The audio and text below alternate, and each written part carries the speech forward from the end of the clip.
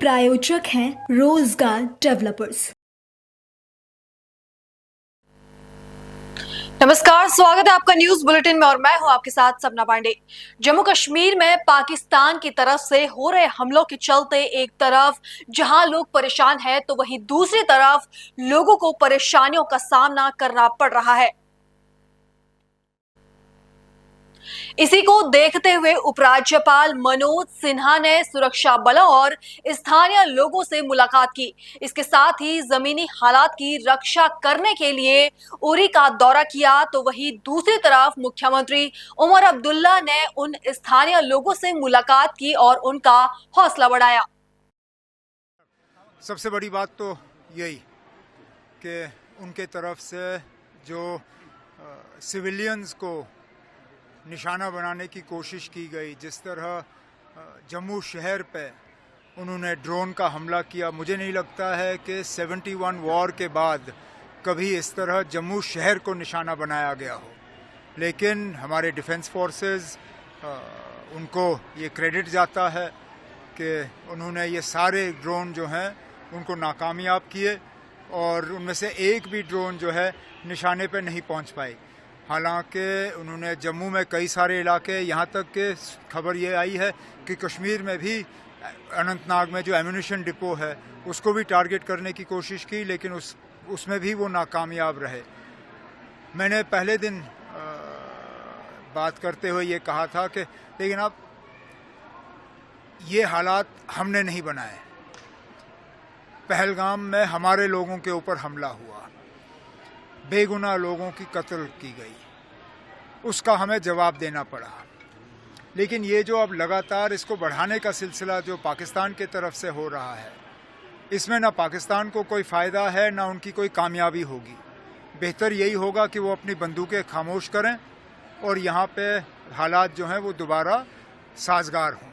लेकिन लगता है कि पाकिस्तान एस्केलेशन करना चाहता है क्योंकि कल रात को जो हुआ, पहले 9 बजे के आसपास, उसके बाद 4:30 बजे, जाहिर सी बात है कि वो अपने तरफ से तो एस्केलेशन की कोशिश कर रहे हैं।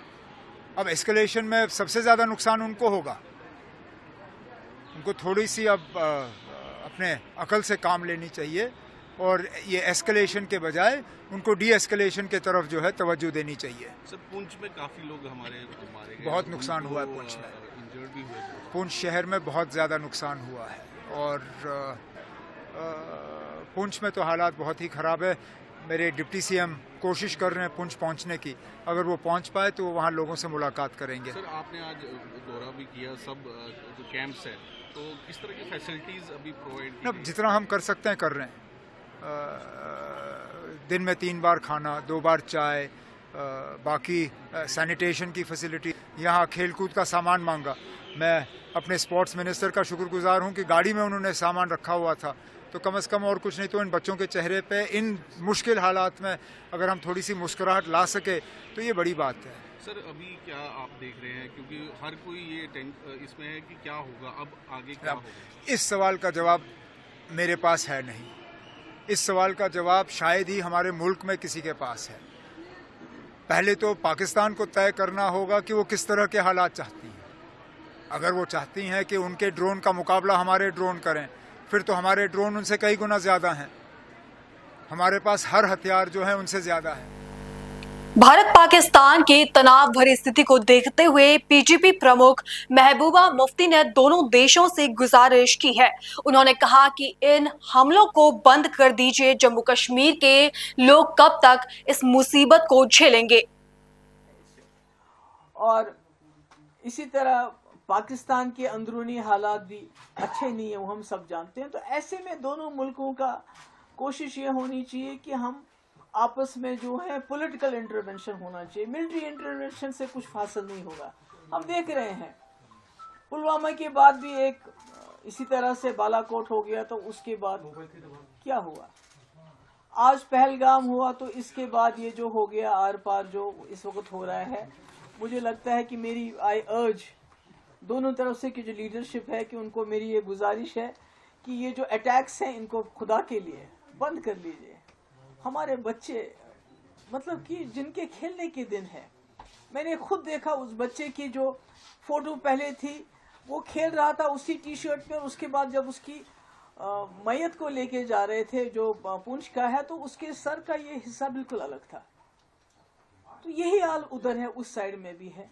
तो मैं समझती हूँ कि आखिरकार जम्मू कश्मीर के लोग, हमारे खासकर जो बॉर्डर के लोग, कब तक इस मुसीबत को झेलेंगे?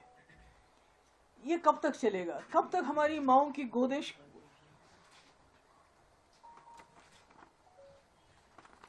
कब तक ये खाली हो जाएंगी? इस तरह की ये जो जंगी जुनून है दोनों तरफ से। अब तो ये भी हो गया कि दोनों तरफों ने कहा, हमारी तरफ से ये कहा जा रहा है कि हमने वहां मिलिटेंट्स के कैंप उड़ा देने थे और वो हमने उड़ा दिए, उनका पर्पस सर्व हो गया। जो बहुत ही वो कहते हैं मेजर्ड हमने एक स्ट्राइक की। तो इसी तरह से पाकिस्तान का क्लेम है कि हमने जी 5 जेट उड़ा दिए, हमने जी ब्रिगेड हेडक्वार्टर उधर पुंछ का तबाह कर दिया, हमने चौकियां तबाह करी, यानी कि दोनों ने हिसाब बराबर कर दिया। तो फिर हमारे बच्चों को क्यों मारा जा रहा है? हमारे लोगों को क्यों इस तरह से उनका खून क्यों बहाया जा रहा है? तो मेरी गुजारिश है, आई अपील, मैं वहाँ की लीडरशिप को भी अपील करना चाहती हूँ। यहाँ प्राइम मिनिस्टर मोदी जी आपने खुद कहा था कि आजकल के अब जो वक्त है, जो एरा ऑफ वार खत्म हो चुका है। जब आपने यूक्रेन के मसले में बात की, आपने कहा era of war is over, अब डायलॉग, जो पॉलिटिकल इंटरवेंशन की जरूरत है। अब मसले मसाइल को पॉलिटिकली रिजॉल्व करने की बात है। अगर दोनों प्राइम मिनिस्टर हैं, एक वहाँ है एक यहाँ है, अगर फोन उठा के एक दूसरे से बात कर लें इस वक्त की, बहुत हो गया, आपने जो करना था आपने कर लिया, हमने जो करना था हमने कर लिया, मगर बीच में जम्मू कश्मीर के मासूम लोग मारे जा रहे हैं। इसलिए इसको रुकना चाहिए। मेरी जो मीडिया है, दोनों तरफ के मीडिया से वॉर प्रोपेगेंडा की भी एक हद होती है, उस पर उन हदों को कुछ तो सच बोलिए। चाहे यहाँ का मीडिया हो चाहे वहां का मीडिया हो, इन्होंने झूठ की तमाम हदें पार कर दी हैं।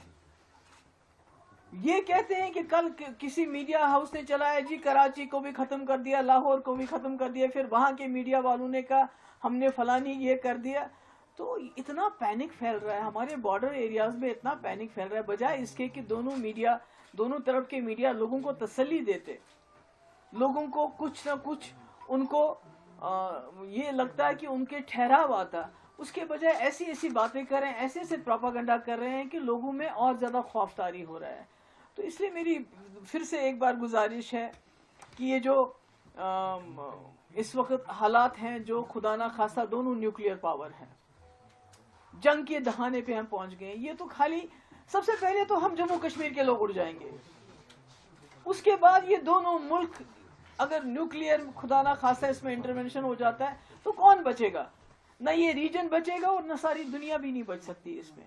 तो इसलिए मेरी गुजारिश है, दोनों तरफ की जो लीडरशिप है, चाहे पाकिस्तान में मिलिट्री लीडरशिप इन कंट्रोल है, हमारे मुल्क में तो एक डेमोक्रेटिक सिस्टम है, मेरी गुजारिश है कि ये अटैक्स बंद कर लीजिए, बहुत हो गया। आप दोनों के कहने के मुताबिक आपने टारगेट्स अचीव कर लिए हैं, आपने बदले भी ले लिए, आपने कहा कि हमने वहाँ टेररिस्ट मार दिए हैं, उन्होंने कहा हमने यहाँ ब्रिगेड हेडक्वार्टर और जहाज गिरा दिए। हालांकि जो दोनों तरफ के अस्पतालों की कहानी है वो और है। जो हम वहाँ के अस्पतालों की फुटेज देखते हैं और यहाँ के अस्पतालों की फुटेज देखते हैं, चाहे वो पुंछ हो, चाहे वो उड़ी हो, चाहे कोई और जगह हो, चाहे पार हो, तो वहाँ हमें अस्पतालों में बच्चे बच्चियाँ खून से लथपथ मिलते हैं, बुजुर्ग खून से लथपथ मिलते हैं। हमें तो समझ नहीं आता है कि कौन सा ब्रिगेड, किस ब्रिगेड की पाकिस्तान बात कर रहा है या किस दहशतगर्दी कैंप की हम बात कर रहे हैं, मुझे नहीं मालूम नहीं है। सच तो I don't know whenever the truth is going to come out. तो इसलिए मेरी गुजारिश है दोनों तरफ से कि इस सिलसिले को बंद कर लीजिए और जियो और जीने दो। वहाँ भी आप भी जी लीजिए आराम से, हमें भी जीने दे दीजिए।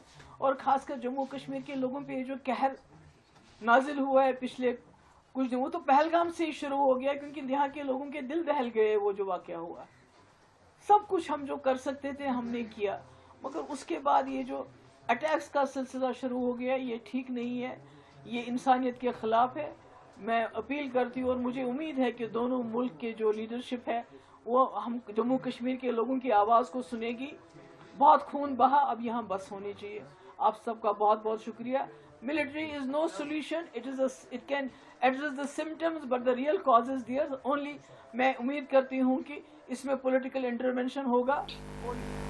अगली खबर पुरी से है, जहां भारत और पाकिस्तान के बीच बढ़ते तनाव को देखते हुए शहर में सुरक्षा व्यवस्था को काफी सख्त कर दिया गया है। श्री जगन्नाथ मंदिर के आसपास सुरक्षा के खास इंतजाम किए गए हैं। यह कदम श्रद्धालुओं और मंदिर की सुरक्षा सुनिश्चित करने के लिए उठाया गया है। पूरी शिव मंदिर में और बीच में कैसा सिक्योरिटी अरेंजमेंट बढ़ा दी गई है और क्या क्या अलर्टनेस किया गया है? देखिए, वर्तमान परिस्थिति में पुरी में सिक्योरिटी व्यवस्था को और ही स्ट्रेंथन किया गया है। मुख्य रूप से हमारे शिव मंदिर में जो सुरक्षा व्यवस्था थी उसको और इंटेंसिफाई किया गया है। मंदिर में जो हमारा सबू द्वार में जो डिप्लॉयमेंट है उसको इंटेंसिफाई किया गया है। पेट्रोलिंग बढ़ाई गई है। उसके साथ ही क्यूआरटी को भी स्टैंड बाय में रखा गया है। मंदिर में रेगुलर समय पे एंटी सबोटेज चेक भी किया जा रहा है एंड जितने भी भक्त महाप्रभु के आ रहे हैं उनकी प्रॉपर फ्रिस्किंग करके ही वो मंदिर के अंदर प्रवेश कर रहे हैं। इसके अलावा पूरी शहर में जितने भी एंट्री पॉइंट है सभी जगह पे कंटिन्यूसली नाका चल रहा है। रेलवे स्टेशन, बस स्टैंड वगैरह में भी हमारी चेकिंग रेगुलरली हो रही है और उसके साथ ही जितने भी हमारे धर्मशाला, होटल, लॉज है वहाँ पर भी पुलिस की तरफ से रेगुलरली चेकिंग की जा रही है। सर, पूरी कोस्टल एरिया में जिस तरह का कोस्ट गार्ड और ये सब के साथ कैसे पेट्रोलिंग हो रहा है? क्योंकि बीच देखिए, जो हमारा समुद्री पुल का जो इलाका है वहाँ पे हमारे तरफ से सी पेट्रोलिंग की जा रही है। उसके साथ ही सभी मरीन पुलिस स्टेशंस को अलर्ट में रखा गया है सभी, और लोकल कम्युनिटी एंगेजमेंट को भी बढ़ाया गया है कि अगर किसी भी प्रकार का संदिग्ध मूवमेंट कहीं पर भी कुछ नज़र आए तो इमीडिएटली हमें अलर्ट करें। अगली खबर पंजाब से है, जहां शिवसेना समाजवादी के नेता रजत राणा ने अपने ऊपर लगे आरोपों का खंडन किया है। दरअसल नेता के साथ एंटी करप्शन एनजीओ में काम करने वाले ऋषभ कनौजिया ने फंड को लेकर झूठे आरोप लगाए हैं। उन्होंने कहा कि पिछले दिनों ऋषभ कनौजिया पर केस दर्ज हुआ था और वो जल्द जेल भी गए थे। उसके बाद वो हमेशा दुश्मनी रखने लग गए। मुझसे बिना परमिशन लिए लोगों से पैसे लेकर एंटी करप्शन में शामिल करने का कार्ड बना रहे हैं।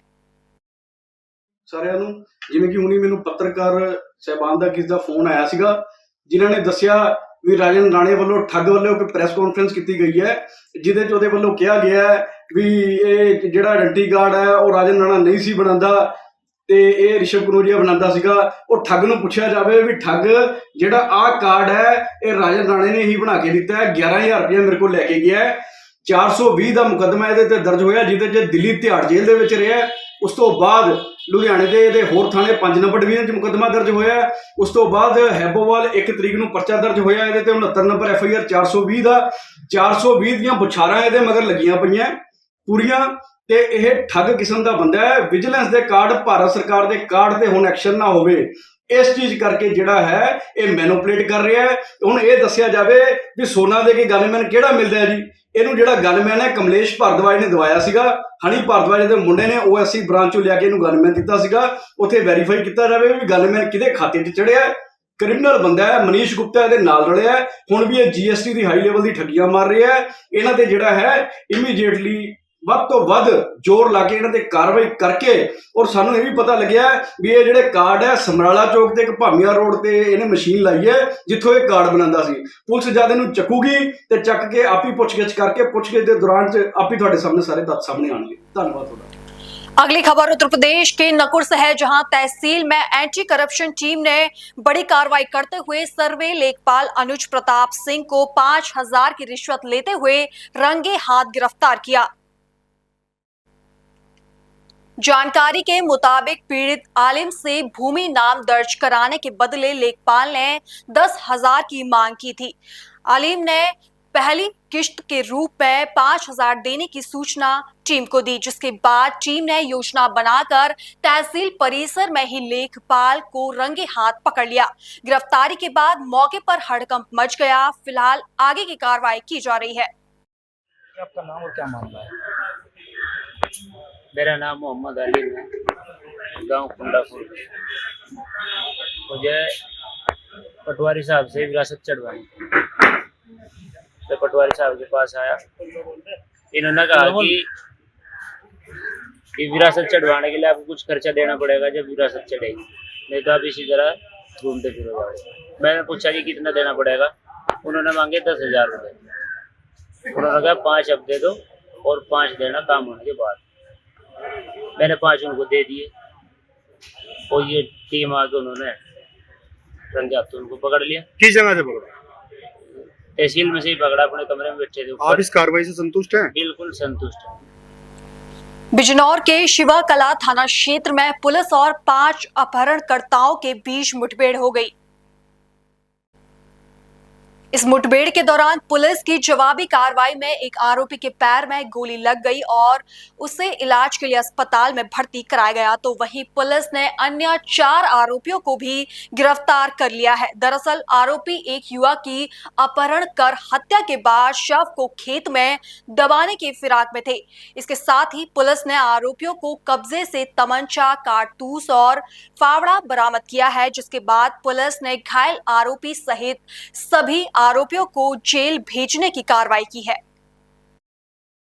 दिनांक 7 मई 2025 को थाना शिवाला कला ग्राम हुसैनपुर में एक व्यक्ति द्वारा यह शिकायत दर्ज कराई गई कि उसका बेटा घर से नाराज होकर 6 मई को दोपहर में कहीं चला गया है। लड़का नाबालिग था और सुसंगत धाराओं में अपहरण का अभियोग पंजीकृत किया गया। दिनांक 7 मई को शाम में उस लड़के के एक दूर के रिश्तेदार के इंस्टाग्राम पर एक आईडी से मैसेज आया जिसमें रुपयों की मांग की गई और अगले दिन स्थान बताने के विषय में कहा गया। इस संबंध में तत्काल फेसबुक से समन्वय स्थापित करके उस इंस्टाग्राम आईडी की डिटेल प्राप्त की गई और उसके क्रम में 8 मई को इस संपूर्ण घटना का अनावरण करते हुए 5 अभियुक्तों को गिरफ्तार किया गया है। उनसे पूछताछ के दौरान यह जानकारी हुई कि उन्होंने पूर्व में यह योजना बनाई थी और 6 तारीख को इन सभी अभियुक्तों में एक जो मृतक का मित्र था उसने उसे बुलाया और इन लोगों ने जो है घर से रुपयों की मांग करने की योजना के विषय में बताया और उसे भी योजना में सम्मिलित होने के लिए कहा और उसके एवज में कुछ रुपए देने की बात कही। जब उसने मना किया तो इन 5 ने उसकी तत्काल हत्या कर दी। इन 5 अभियुक्तों में एक मृतक का मित्र और एक जो है उसका दूर का रिश्तेदार है। जिस फेसबुक आईडी के इंस्टाग्राम आईडी की डिटेल ट्रैक करते हुए 8 मई को जब ये लाश को छुपाने का प्रयत्न कर रहे थे, इन्हें मुठभेड़ में गिरफ्तार किया गया है और एक अभियुक्त को गोली लगी है जिसे उपचार हेतु भेजा गया है, जो आवश्यक विधिक कार्रवाई। उत्तर प्रदेश के बिजनौर से एक दिल दहला देने वाला मामला सामने आया है, जहां हुसैनपुर कला गांव में परिवार के ही एक सदस्य ने 4 दोस्तों के साथ मिलकर 14 साल के मासूम का पहले अपहरण किया, फिर बेरहमी से उसकी हत्या कर दी। 2 दिन बाद 8 मई की रात को परिजनों को एक इंस्टाग्राम मैसेज मिला जिसमें आयुष की रिहाई के बदले 5 लाख रुपए की मांग की गई, जिसके बाद जांच में पुलिस को पता चला कि घटना को अंजाम देने वाला और कोई नहीं बल्कि मृतक आयुष का रिश्तेदार था। पुलिस ने सर्विलांस की मदद से आरोपियों की पहचान की और कुछ संदिग्ध को हिरासत में लिया। पूछताछ के बाद आरोपी ने अपना जुर्म कबूल किया और आयुष का शव चरी के खेत से बरामद किया गया। शव को पोस्टमार्टम के लिए भेज दिया गया है। 5 में 6 तारीख में 5 तिथि थे, 5 मंगल का दिन था। अच्छा, फिर यहाँ से निकला जी 4 बजे तक हमारे वाइफ ने देखा कि नहीं आया, कहाँ है जी, तो एक दो से पूछा, हमने ना देखा। तो उसके बाद मैं जब आया चांदपुर से, मैं कलवा के लोगों को पूछा, मगर वो कहाँ कर साथ गया जी, साथ में नहीं मिला। मैं फोन करा था जहाँ वो साथ में रहते थे, फोन करा था, फोन नहीं मिला। तो फिर मैंने पुलिस में फोन करा प्रोग्राम पर, और उसके बाद हमने थाने पुलिस को फोन करा। थाने से पुलिस आई, एक मैसेज आया था क्या फिरोती वाला कितने लाख की फिरौती मांगी गई थी? 5 लाख। क्या कहा गया था उसमें, क्या मैसेज था उसमें? मैसेज मैंने तो पढ़ा नहीं, मुझ पर जब आए नहीं, जो बच्चे पाए तो उनसे फोन उठाने में जवाब। अच्छा, उसमें जो लिखा गया था सुनी है जी मैंने कि 1 लाख रुपए पे करो और जी नजियाबाद आचार का 1 लाख रुपए लिख के अपना घर भेजो। कहाँ आ जाओ? नजियाबाद से। अच्छा, कौन जब पता चला तो कौन लोग थे, फिर किस हालत में मिला बच्चा आपका? बच्चा हमारा बेटा दूल्हा। कहाँ पर उसके कहाँ डेड बॉडी मिली? ये कोया गया बागू सड़क पर जी। वहाँ एक दीपक नाम के मच्छी पा रखी अपने खेत में, उसके पास मिला। किस कैसी हालत थी?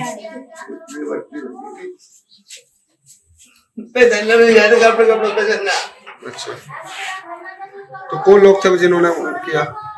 इसने 7 की रिपोर्ट करी थी, हमने करी थी 7 की रिपोर्ट। पुलिस ने मैसेज का आधार पर खाया है, 5 बंदे हैं। तुमने क्या रिपोर्ट करी थी थाने जाकर? क्या उसे अपहरण कर लिया या फिर गायब हो गया? नहीं, हमारा घर से बच्चा गायब हुआ, हमने तो लिखवाई थी। अच्छा, मैसेज आने के बाद थाने वालों ने एक्शन लिया, उससे पहले थाने वाले कुछ नहीं करते। कोई ऐसी कोई नाराजगी से चलते गया था क्या बच्चा? किसी ने एक वक्त आया था, दोपहर को रोटी खाई मीठार जब चला गया, चला गया वो 1:30 बजे करीब घर से जब सुन लेके ही तो कहीं से भी गए। मेरे पापा तो शराब मेरे पापा को ना 2 लड़कों ने कही तू चला जा, इन पीछे से मेरे बालक को मार दिया। मुझे इंसाफ चाहिए। मारा किसने था? कौन लोग था जिसने कदम उठाए? कोई परिवार का व्यक्ति था क्या? हाँ, परिवार का था। नाम बता दो। क्या नाम था? ललिता। अनिकेत ने मारा मेरे बच्चे को, धोखे से मारा। मेरा लड़का तो आर्या था। पापा का नाम बता। क्या बोला? क्या ले गए थे? क्या इसके साथ खेला करता था वो? ना खेलता ना था, फिसला के ले गया। ये तो भी तो नाबालिग था, ये तो हमारा। मुझे बस इंसाफ चाहिए, मुझे और कुछ नहीं चाहिए। मुझे इंसाफ, जहाँ मेरा गया ऐसी वो जाबो। मुझे इंसाफ चाहिए। वालों को खा गया। बस मुझे इंसाफ चाहिए। अच्छा रान जी, क्या प्रकरण था? बच्चा गायब हुआ था, ये कौन लोग थे वो जो अपहरण करता थे? बस मुझे कल सूचना मिली, कल सुबह जब यहाँ से बच्चे उठाए जा रहे थे तो मैंने फिर थाने में बात की कि भाई क्या प्रकरण चल रहा है। यहाँ हुसैनपुर भी 1-2 कॉल करके बात करी तो पुलिस प्रशासन ने मुझसे कहा कि भाई प्रधान जी इसमें कोई प्रेशर वाली बात मत रखना। तो मैंने कहा साहब प्रेशर वाली नहीं, हम आपके साथ रहेंगे, उस बच्चे का पता चल जाना चाहिए। और ईश्वर से ये कामना कर रहे थे कि भाई वो अपना सही सलामत मिल जाए जहाँ भी हो। ये अनुमान नहीं था कि इतना बड़ा हादसा हो सकता है, लेकिन कल शाम ये देख के हमें भी बहुत अफसोस हुआ। हमारे क्षेत्र का पहला ऐसा हादसा है, इससे पहले कोई हादसा ऐसा नहीं हुआ कि भाई इतना दर्दनाक मंजर हुआ हो। कौन लोग थे वो जिन्होंने करा? वो क्या कोई परिवार के सदस्य? पुलिस प्रशासन के द्वारा जो बताया गया वो 3 बच्चे हुसैनपुर के हैं और 2 इमलिया के। तो वो साथ में कोई ढूंढवा रहा था कोई? जो भी खुद बस ये तो मुझे जानकारी नहीं, क्योंकि मेरे साथ रहा नहीं। मैं ढूंढवाने में मुझे जब तक जानकारी नहीं हुई, मुझे तो जब जानकारी हुई जब पुलिस प्रशासन थोड़ा सा अपना तो जो फिरौती की मांग की गई किसके द्वारा की गई? तो किस? बस फिरौती की मुझे इतनी जानकारी नहीं है। ये बता रहे हैं कि मैसेज जिनके उसमें है, जब तक मैं क्लियर ना कर ले तो क्या कहा जा सकता है कि इसके मैसेज क्या है। क्या उम्मीद है पुलिस प्रशासन से? पुलिस प्रशासन से बहुत उम्मीद है। जैसे उन्होंने केस सोल्व कर दिया, मुझे उम्मीद है कि केस, मैंने रात बात करी है उनसे, मेरी भी बात हुई है राजीव प्रधान जी की जो इस ग्राम पंचायत के प्रधान है, उनकी भी बात हुई है। तो हमारा यही है कि उन्हें जो धाराएं हैं वो लगनी चाहिए जो सही दायरे में बैठती हैं। अगली खबर राजस्थान के जोधपुर से है, जहां कलेक्ट्रेट कार्यालय के बाहर प्लास्टिक के कट्टे में हाथ पांव बंधे हुए एक महिला का शव मिलने से हड़कंप मच गया, जिसके बाद सूचना मिलते ही डीसीपी आलोक श्रीवास्तव सहित पुलिस के आला अधिकारी मौके पर पहुंचे और जांच शुरू की। दरअसल जानकारी के अनुसार बीती रात मॉक ड्रिल के चलते जोधपुर शहर में ब्लैकआउट किया गया था। अंधेरे का फायदा उठाते हुए हत्यारे ने महिला की हत्या कर प्लास्टिक के कट्टे में डालकर सड़क किनारे फेंक दी, जिसके बाद पुलिस मामले की जांच में जुट गई और आरोपी की तलाश की जा रही है। ये अभी मॉर्निंग में इतला मिली थी कि कट्टे के अंदर डेड बॉडी है, तो मौके पे आए। अभी हमने एफएसएल टीम बुलाई है और अपने डीसीपी साहब, एडीसीपी साहब ने मौका मुआयना किया है और प्रयास कर रहे हैं हम शिनाख्त की के इसकी पहचान हो जाए। अभी हमारी एफएसएल टीम, एमओबी टीम, जैसे डॉग स्क्वाड आया हुआ है, तो सारी टीमों से हम सबूत इकट्ठे करेंगे मौके से और शिनाख्त के प्रयास करेंगे। हाँ, ये महिला की बॉडी है। अब ये तो अभी हमने खोला नहीं है, एफएसएल टीम आने के बाद ही खोलेंगे हम इस कट्टे को, उसके बाद। अगली खबर नकुड़ से है, जहां स्वामी जी मंदिर में श्रद्धालुओं को पूजा करने के लिए रोका गया। बता दें, इस मंदिर में श्रद्धालु पिछले 100 सालों से पूजा करते थे, लेकिन अब इस मंदिर में किसी को भी प्रवेश नहीं करने दिया जा रहा है। वहीं अगर कोई पत्रकार इस मंदिर की खबर दिखाता है तो उसे भी धमकियां दी जाती है। नमस्कार, पल्स 24 न्यूज़ आप देख रहे हैं और मैं आपके सबके साथ में विकास शर्मा। आपको आज दिखाते हैं नकुड़ की वो प्राचीन मंदिर जो काफ़ी पुराना है, लेकिन कभी ना कभी हाई कोर्ट का कहीं ना कहीं किसी मुद्दे पर उसके अंदर केस है।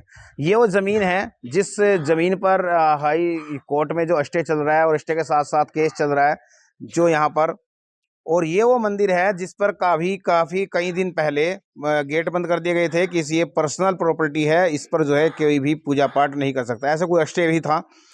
तो इन स्टों के ऊपर हम सीधी बात करेंगे, इस प्रॉपर्टी के बारे में बात करेंगे कि आखिरकार ये प्रॉपर्टी क्या थी, किस कारण इस प्रॉपर्टी पर विवाद हुआ और क्या इस प्रॉपर्टी की कहानी है।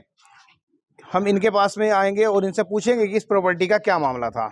मित्तल जी, हमारे चैनल पर स्वागत है। नमस्कार साहब। मित्तल जी, एक चीज़ बताइए, इसकी प्रॉपर्टी का काफ़ी दिनों से नकुड़ के अंदर विवाद है, काफ़ी दिनों से हाई कोर्ट के स्टे हैं, काफ़ी सारे मुद्दा चल रहा है और आप इसका केस भी लड़ रहे हैं मंदिर की तरफ से, जो मंदिर कमेटी उसकी तरफ से। क्या मामला है, किस तरह का मामला है, क्या मामला है इसका? काफ़ी वर्षों से बहुत प्राचीन मंदिर है, कई सौ साल पुराना। काफ़ी वर्षों से भक्त लोग इसकी देख रेख कर रहे थे। यहाँ पास में एक इलमचंद जी शर्मा जी थे, उन्होंने इसकी 4 दीवारी कराई और इसमें ये पेड़ लगवाए। फिर लगभग 90 के करीब 35 साल पूर्व उसके बाद उन्होंने इस मंदिर में एक हॉल बनवाया लोगों से चंदा लेके। इसके बाद लगभग 2014 में कुछ प्रबंधक के वंशज अपने आप को कहने वाले उन्होंने एक योजना बना के, उनकी निगाह इस मंदिर की भूमि पर पड़ी। उन्होंने योजना बना के भक्तों को कहा, कहने लगे भाई ये लोग बाहर रहे हैं, इनमें से एक भाई इनका कुवैत रहे। कुवैत कौन रहते हैं बाहर, कौन रहते हैं? वो एक इसमें जो मंदिर की जो यह नकल है, इस पे लिखा हुआ है मंदिर रघुनाथ जी बेहतमाम, यानी कि प्रबंधक रामचंद्र पुत्र परसाराम। तो वो अपने आप को रामचंद्र के वंशज बता रहे थे। कहने लगे जी हमारे परदादा भी इस मंदिर से जुड़े हुए थे। अच्छा, इस मंदिर से जुड़े हुए थे, जो इनका नाम आ रहा है। तो आप इसकी कमेटी को रजिस्टर्ड करा लो और ये लोग बाहर से भी पैसे इसमें भेजेंगे और इसका विकास जीर्णोद्धार हो जाएगा। भक्त लोग उनकी बातों में आगे उनकी असलियत समझ नहीं सके। सुशील, अनिल, निश्चल 3 थे, वे 3 है समझो, 2 करसन। प्रॉपर्टी में उनका पहले से कुछ नाम है उनके वंश में, प्रबंधक के तौर पे उनका नाम प्रबंधक है, इनकी जमीन उनकी भी नहीं है। जमीन तो 1325 फसली में भी मंदिर मालिक है, 1359 में भी मंदिर मालिक है। उससे पहले जो नकल लिखवाई उन लोगों ने, उसमें भी केदारनाथ चुन्नीलाल कोम कायस्थ का नाम आया, जबकि इन्होंने अपने सजरे में दिया कि मारे थे केदारनाथ जीलाल कोम महाजन। अच्छा, हाँ जी। ये मुकदमा तहसीलदार साहब के यहाँ चला, एसडीएम साहब के यहाँ चला। एसडीएम साहब ने साफ लिख दिया अपने आदेश में कि ये दोनों एक आदमी हो नहीं सकते, इनका इस ज़मीन से मंदिर से कोई ताल्लुक नहीं है। ये तो कभी पूर्व में इसके प्रबंधक रहे, प्रबंधक और भी रहे। ये भी पूछा, ये खेवट की नकल, ये उसकी है 1359 फसली की, 1325 और 1359, जिसमें मंदिर मालिक है, लिखा हुआ है। हाँ, मंदिर रघुनाथ जी। और ये इन्होंने अपना सजरा दिया, आप दिखाओ जनता को भी ताकि सबको पता हो। ये देखो, ये इन्होंने अपना सजरा दिया जिसमें लिखा है इन्होंने केदारनाथ पुत्र जीलाल कोम महाजन। और जबकि इसकी नकल पे जो पुराने दानदाता होंगे इसके कदी, वो थे केदारनाथ चुन्नीलाल कोम कायस्थ। ये लिखा है लाला केदारनाथ पुत्र जीलाल। और आप क्या करें? केदारनाथ चुन्नीलाल का नाम आया, ये एसडीएम साहब का आदेश है। और ये मैं आपको कमिश्नर केदारनाथ है। हाँ, और वहाँ पे चुन्नीलाल थे जो दानदाता थे, और वो जाति से भी कायस्थ थे। कायस्थ क्या होता है? कोई कायस्थ ऐसी होती है जैसा हीरो यादव हो, सक्सेना हो, ये उनकी प्रॉपर्टी है, उनकी प्रॉपर्टी दान करी हुई तो है। इतने सारे जब स्टे और ये जो कोर्ट से जो फैसले हो रहे हैं दूसरी पार्टी के, जिस वो किस तरह से हो रहे हैं कि वो उनके ही नाम होगी ये? ऐसा है साहब, जैसा ये कमिश्नर साहब ने, एसडीएम साहब ने, कमिश्नर साहब ने मानना कि जमीन मंदिर की है, उसके खिलाफ ये रिवेन्यू बोर्ड इलाहाबाद गए। रिवेन्यू बोर्ड में पता नहीं इन्होंने क्या बताया, क्या उन्होंने कहा, उन्होंने इन्हें प्रबंधक की विरासत दे दी, जिसका आदेश मेरे पे है। प्रबंधक का मतलब वही कि मालिक नहीं है, देख रेख के लिए। उन्होंने कहा कि रामचंद्र की मृत्यु होगी, रामचंद्र के स्थान पे इन्होंने अपने परिवार वालों का नाम लिखवा दिया, 1930 के मृतकों का भी नाम लिखवा दिया, जबकि नगर पालिका में मेरे ख्याल से 1978 के बाद का रिकॉर्ड ही नहीं है।